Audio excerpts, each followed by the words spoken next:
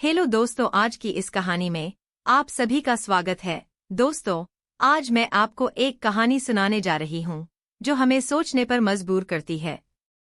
यह कहानी काल्पनिक है, लेकिन हमारे समाज में ऐसे किस्से अक्सर सुनने को मिलते हैं। बस हमें जरूरत है ऐसी बातों को समाज के सामने लाने की, ताकि किसी भी बहन बेटी की इज्जत ऐसे लोगों से बची रहे और उन्हें उनके किए की सजा मिल सके। तो चलिए कहानी में आगे बढ़ते हैं। दोस्तों, मेरा नाम रीना है और मेरी उम्र 20 साल है। मैं दिखने में बहुत सुंदर हूँ।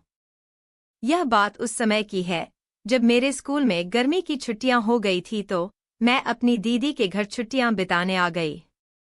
दीदी की शादी को 4 साल हो गए थे और दीदी और जीजा जी अक्सर हमारे घर आया जाया करते थे, लेकिन मैं आज तक उनके घर एक बार भी नहीं गई थी। दीदी और जीजा जी दोनों स्कूल में पढ़ाते थे, लेकिन दोनों अलग अलग स्कूल में पढ़ाते थे। मुझे दीदी के घर आए आज 10 दिन हुए थे। एक दिन मैं घर पर अकेली थी तो जीजा जी ने अचानक स्कूल से जल्दी वापस आ गए। मैं मोबाइल पर रील्स देख रही थी तो जीजा जी मेरे पास आकर बैठ गए और बातें करने लगे। पिछले एक हफ्ता में मैं जीजा जी के साथ काफी घुल मिल गई थी। तब अचानक जीजा ने मुझसे पूछा कि क्या तुम्हारा कोई बॉयफ्रेंड है। मुझे उनकी बात सुनकर थोड़ी हैरानी हुई, लेकिन मैंने थोड़ा सोचा। फिर थोड़ा सोचने के बाद मैंने कहा, अभी तक तो नहीं, लेकिन मेरे दोस्त का एक भाई है जिसे मैं पसंद करती हूँ। तब मैंने देखा उनके चेहरे से हंसी जैसे गायब हो गई थी। फिर उन्होंने बहुत गुस्से भरे अंदाज से पूछा, क्या तुम दोनों ने कभी एक दूसरे के साथ समय बिताया है। इस सवाल से मैं थोड़ा घबरा गई और मैंने बिना कुछ बोले ना में सर हिला दिया। तब उन्होंने कहा, तुम अब बड़ी हो रही हो, इसीलिए तुम्हें भी किसी लड़के की जरूरत महसूस होती होगी। उनकी इस तरह की बातें सुनकर मेरे दिल की धड़कन बढ़ गई और मैं थोड़ा डर गई थी। लेकिन फिर मैंने सोचा, शायद वो मेरे बारे में और कुछ जानना चाहते हो। तब जीजाजी अपनी जगह से उठकर जाते हुए बोले, अगर मैंने तुम्हारी दीदी से पहले तुम्हें देख लिया होता तो मैं तुम्हारी दीदी से कभी शादी ना करता। इतना कहकर वह किचन में चले गए। उनकी यह बात समझने में मुझे थोड़ा टाइम लगा, लेकिन मैंने सोचा शायद वह मजाक कर रहे होंगे। लेकिन उनकी बात मुझे सोचने पर मजबूर करने लगी। इतने में डोर बेल बजी तो दीदी भी वापस आ गई थी। मैंने दरवाजा खोला तो मेरी उतरा हुआ चेहरा देखकर दीदी ने पूछा, क्या हुआ, तुम ठीक हो। मैंने दीदी से कहा, हाँ सब ठीक है, बस कल रात मैं ठीक से सोई नहीं। फिर कुछ दिन ऐसे ही गुजर गए। एक दिन मैं थोड़ा लेट से सोकर उठी तो देखा दीदी अपने स्कूल के लिए निकल चुकी थी। मुझे लगा शायद जीजाजी भी चले गए होंगे, तो मैं फ्री होकर किचन में जाकर अपने लिए चाय बनाने लगी। तभी अचानक जीजाजी पीछे से आए और कसकर मुझे पीछे से पकड़कर अपनी बाहों में ले लिया। उस समय तो मुझे कुछ भी समझ में नहीं आया और डर के मारे मैं तो सुन्न पड़ गई थी और मैं अपनी जगह से हिल भी नहीं पा रही थी। इससे पहले कि मैं कुछ संभलती, उन्होंने मेरे गाल पर एक किस कर ली और मेरे बदन के हर हिस्से पर अपना हाथ फेरने लगे। तब मैंने एक गहरी सांस ली और अपने आप को संभाला। मैंने उन्हें पीछे की तरफ धक्का देकर खुद से दूर कर दिया। उन्होंने दोबारा मेरे करीब आने की कोशिश की तो मैं जोर जोर से चिल्लाने लगी।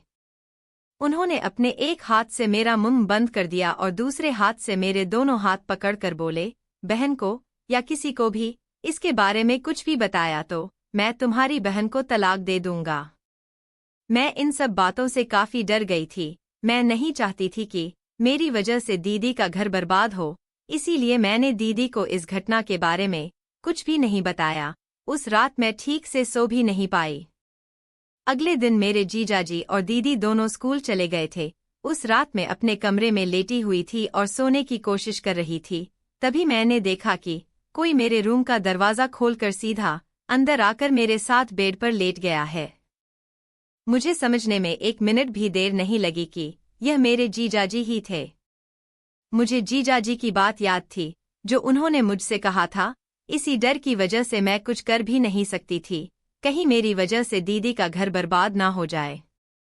फिर जीजाजी ने मेरे पास आए और बोले, मैंने तुम्हारी दीदी को नींद की दवाई पानी में मिलाकर दे दी है, इसीलिए वह अब सुबह तक जाग नहीं पाएगी।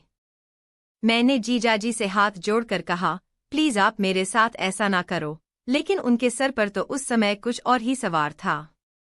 उन्होंने मेरी एक नहीं सुनी और मेरे साथ वह सब करने लगे जिसके बारे में मैं सोच भी नहीं सकती थी।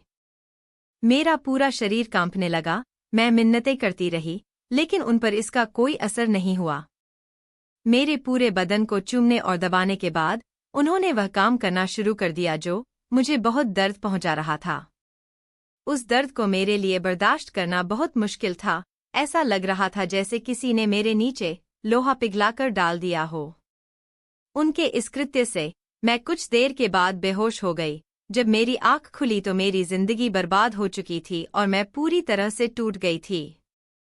इसके बाद जीजाजी ने इसे ही हर रोज मेरे साथ और मैं बस दीदी की वजह से यह सब बर्दाश्त करने को मजबूर थी। अब 1 महीना होने को था, तब तक लगातार यह सिलसिला चलता रहा। फिर एक दिन पता नहीं कैसे दीदी मेरे पास आई और उसने कहा, तुम्हारे और जीजाजी के बीच क्या चल रहा है? मुझे सब सच बता दो, वरना मैं मम्मी पापा को बुलाकर उनके सामने सारा सच खोल दूंगी।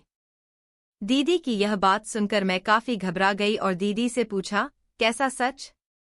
तब दीदी ने कहा कि तुम्हारे और तुम्हारे जीजाजी के बीच यह सब क्या चल रहा है। मैं दीदी की बात सुनकर काफी डर गई और दीदी से गले लगकर रोने लगी। फिर दीदी ने प्यार से मेरे सर पर हाथ फेरते हुए दोबारा पूछा।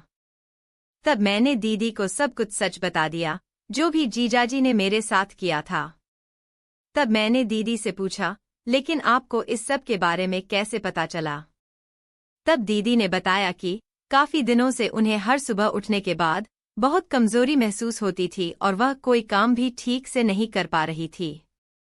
फिर वह डॉक्टर के पास गई और डॉक्टर ने टेस्ट करवाए, तब उन्हें पता चला उन्हें काफी दिनों से लगातार नींद की दवाइयां दी जा रही हैं।